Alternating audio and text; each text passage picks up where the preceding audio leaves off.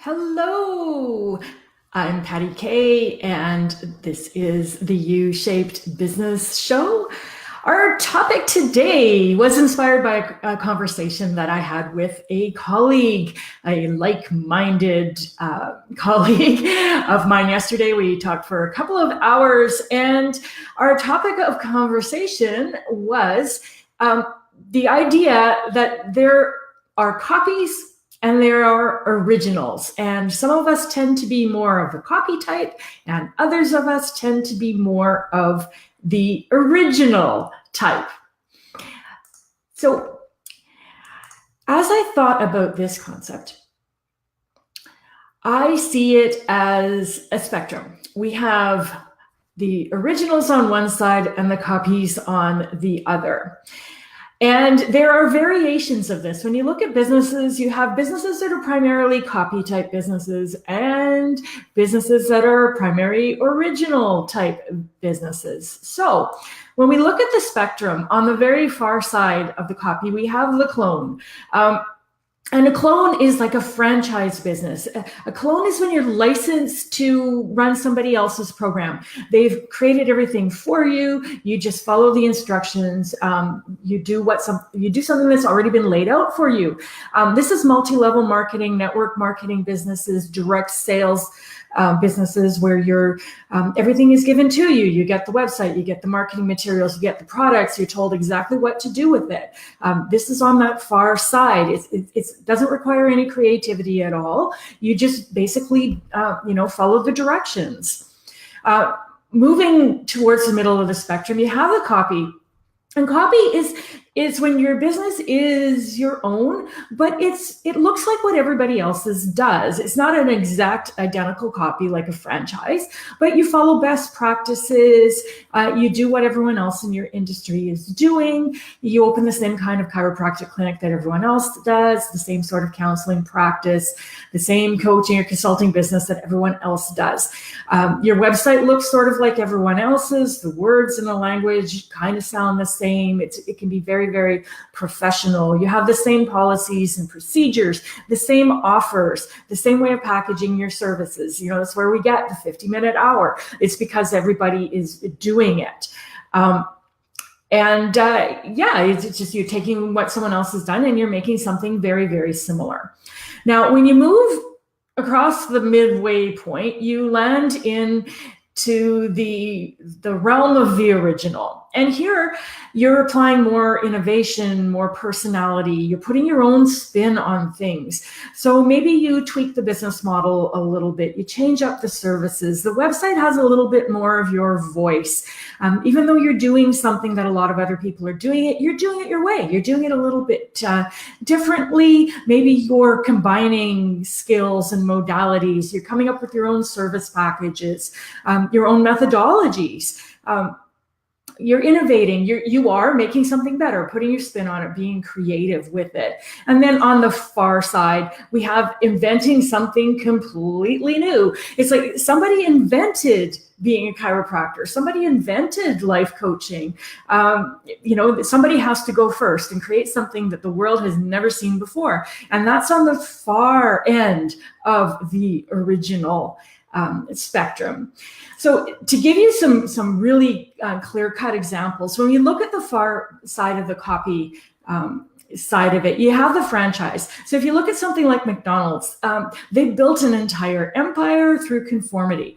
Every restaurant, the mission is to have them exactly the same. The procedures are outlined down to the teeniest, tiniest little detailed level. And if you want to succeed as a franchise owner, you follow the rules, you follow the manual, you do what you're told. It's proven to work. And while there's always risk in being in your own business, you can look at the spectrum as safer being on the copy side and riskier being on the innovation and originality change. Buying into a proven franchise is the closest thing you'll get to a sure thing.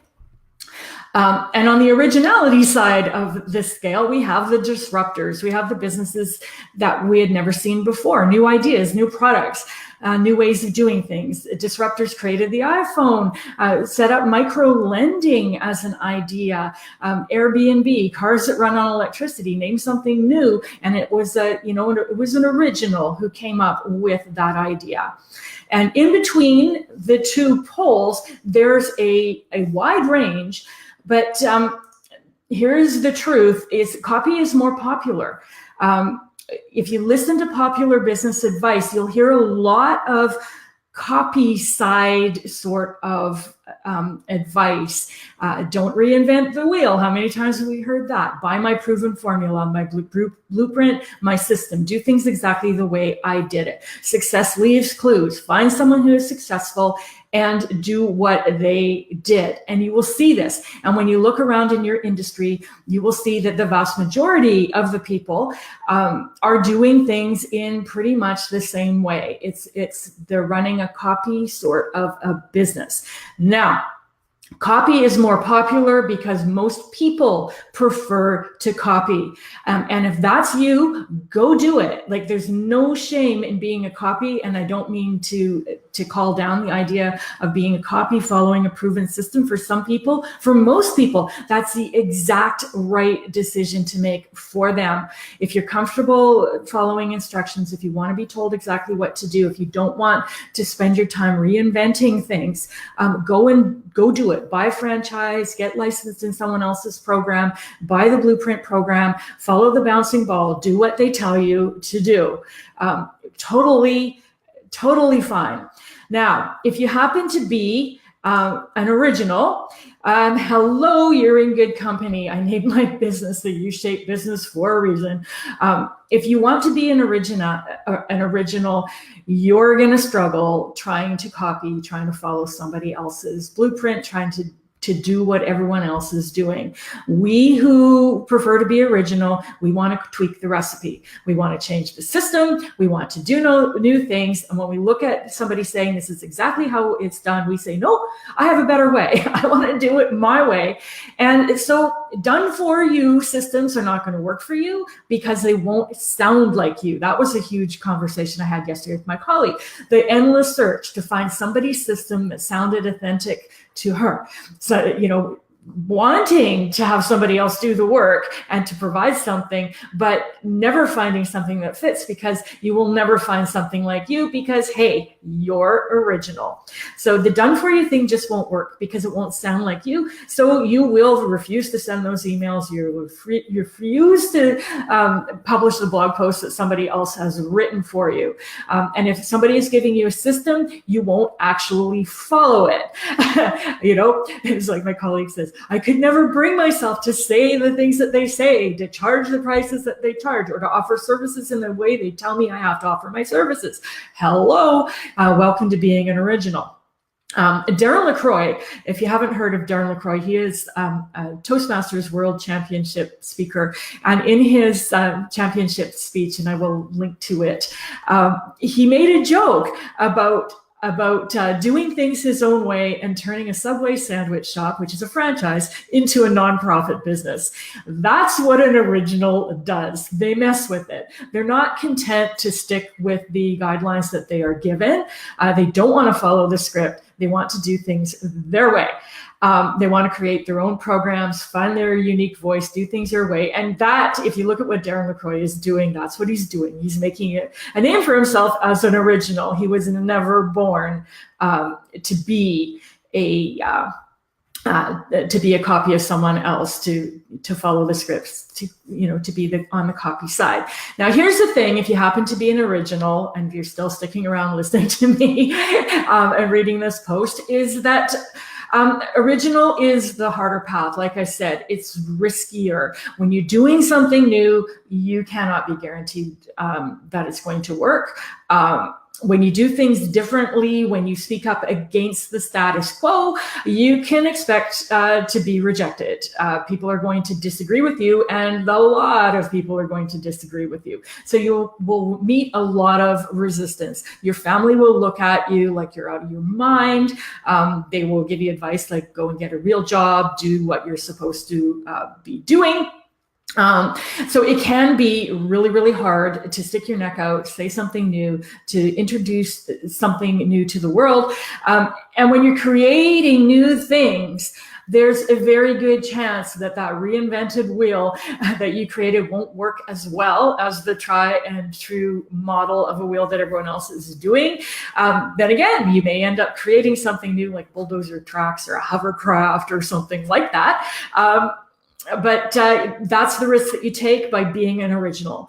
But for those of us who identify as originals, those of us with our U-shaped businesses, that challenge is part of the joy. It's part of, it's creative, it's self-expression, it's something that makes self-employment such a powerful personal growth program. It's tough to be original. You know, originals are lauded when they succeed and they are mocked when they don't. But if you are an original, if you tend towards that thing, you'll find that you just can't do it the other way. It's like a drive, and you need to do it your way. And if this sounds like you, then hey, hello, you are U-shaped.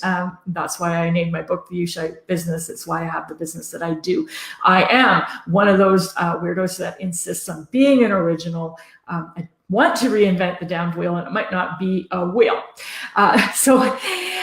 For those of us who take the risk, create the new things, we are the ones that are out there changing the world. It's a tough path to be on, but hey, you are not alone.